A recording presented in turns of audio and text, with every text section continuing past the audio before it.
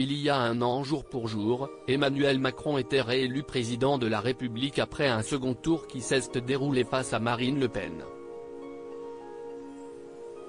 Aujourd'hui, le chef de l'État doit faire face à la colère des Français à cause de la réforme des retraites, massivement rejetée, mais aussi les autres problèmes rencontrés dans le pays. Dans les colonnes du Parisien ce dimanche 23 avril, le chef de l'État a accepté de répondre aux questions de quelques Français. L'un d'entre eux, prénommé Benjamin, a évoqué l'inflation de ces derniers mois. Très honnêtement, pensez-vous que les prix redescendront un jour ? A-t-il demandé à Emmanuel Macron.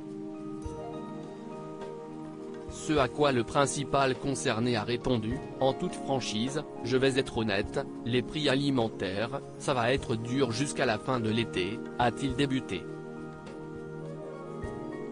Selon l'époux de Brigitte Macron, la clé, si est que le travail paye mieux.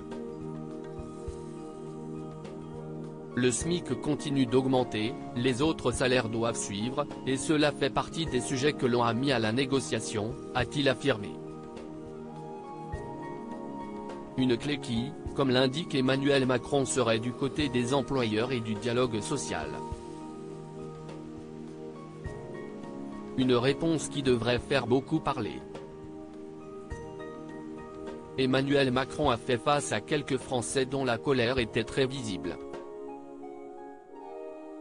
La réforme des retraites, les 49.3 qui ont été utilisés. Des sujets qui dérangent beaucoup. À quel moment vous êtes-vous trompé ? Lui a demandé Warda. Vous avez raison de dire qu'il y a de la fatigue. Elle s'est installée dans toutes les sociétés occidentales, a débuté le chef de l'État avant de poursuivre, des angoisses qui sont là aussi, par exemple, le changement climatique, le Covid qui est passé par là. Le monde est bousculé. Toutefois, concernant la réforme des retraites, ce dernier assure qu'elle était nécessaire. Néanmoins, en responsabilité, la question que je me suis posée, si vaut-il mieux attendre, ou vaut-il mieux la faire maintenant ? Et j'ai décidé de la porter maintenant, pour deux raisons, a-t-il poursuivi avant d'apporter des précisions. D'abord, parce que je pense qu'il faut investir sur les grands chantiers dont le pays a besoin, les services publics, la transition climatique.